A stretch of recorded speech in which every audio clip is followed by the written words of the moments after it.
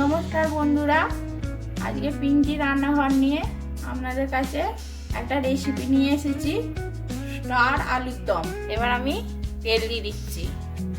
আমি এইভাবে আলুগুলো কেটে নিয়েছি, এর ভেতর দিকে দেখুন একবারে পাতলা করে খোলটা করে নিয়েছি। এবার আমি এটা ভেজে নেব।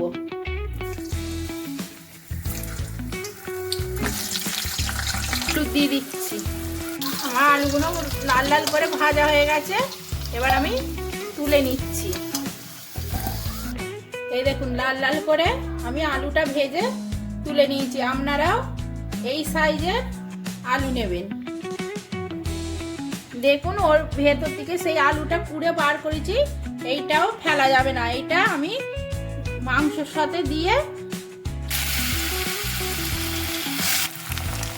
এবার আমি নুন দিয়ে দিচ্ছি, হলুদও দিয়ে দিলাম। আর আমি আলুটা ভাজা হয়ে গেছে, তুলে নিচ্ছি। এবার জিরে দিয়ে দিচ্ছি, জিরে লাল লাল ভাজা হয়ে গেছে। এবার পেঁয়াজ দিয়ে দিচ্ছি, কেটে নেবেন। জিরেটা একটু লাল লাল ভাজা হয়ে গেলে এর মধ্যে এবার আদা রসুন দিয়ে দেবো। এবার আদা রসুন বাটা দিয়ে দিলাম। এবার ভালোভাবে আদা রসুনটা ভেজে নেব। এবার আমি একটু হালকাভাবে জল দিয়ে দিচ্ছি, মশলাটা যেন না পুড়ে যায়। হলুদ গুঁড়ো দিয়ে দিচ্ছি, এবার লঙ্কা গুঁড়ো দিয়ে দিচ্ছি।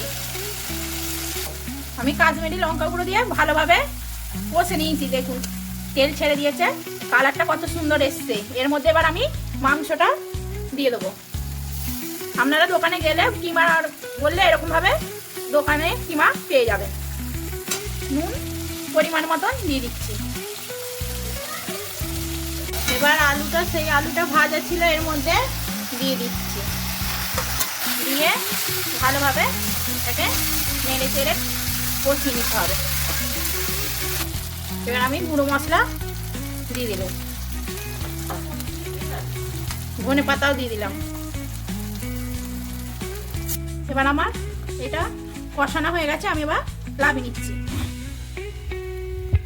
আমার মশলাটা কষানো হয়ে গেছে। দেখুন বন্ধুরা কি সুন্দর কষানোটা হয়েছে, কালারটা দেখুন।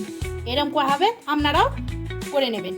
আমি সেই আলুটা ভেজে রেখেছিলাম আর এই পুরটা করলাম। এবার আমি আলুর মধ্যে পুরটা ভালোভাবে ভরাট করে দেবো। এরকম ভাবে চেপে চেপে ভরাট করে নেবেন।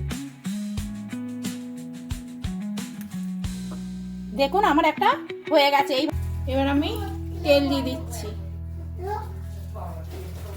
তেল গরম হয়ে গেছে, আমি এবার এলাচ দারচিনি দিয়ে দিলাম, পেঁয়াজ বাটা দিয়ে দিলাম, আদা রসুন দিয়ে দিলাম। আদা রসুনটা এবার ভাজা ভাজা হয়ে গেছে। এবার এর মধ্যে একটু জল দিয়ে দিচ্ছি। এবার হলুদ গুঁড়ো দিয়ে, এবার আমি এটা ভালোভাবে কষিয়ে নেব। এখানে মগজদানা আর পোস্ত বাটা দিয়ে দিচ্ছি। এবার সসটা দিয়ে দিলাম। এবার আমার কষানো হয়ে গেছে, দেখুন খুব সুন্দর কালার এসেছে। এবার আমি পরিমাণ মতন জল দিয়ে দিচ্ছি। এবার নুনটা দিয়ে দিচ্ছি, নুনটাও পরিমাণ মতো দিয়ে দিলাম। এবার ঝোল ফুটে গেছে, আলু দেয়া সেই পুর দেয়াগুলো এবার আমি ঝোলে দিয়ে দিচ্ছি। আর আলু দিয়ে দিয়েছি, এবার চাপা দিয়ে দিচ্ছি, বেশি নাড়া যাবে না। এবার আমি গুঁড়ো মশলা দিয়ে দিলাম। এবার আমার হয়ে গেছে, আমি এবার লাভিয়ে নিচ্ছি। দেখুন আমি এবার এক একে লাভিয়ে নিচ্ছি। আমার স্টার আলুর দম হয়ে গেছে। আপনারা একদিন এরম ভাবে করে রুটি দিয়ে, ভাত দিয়ে, সব দিয়ে খেতে পারবেন। খেয়ে আমাকে কমেন্ট করে জানাবেন কেমন হয়েছে। নমস্কার।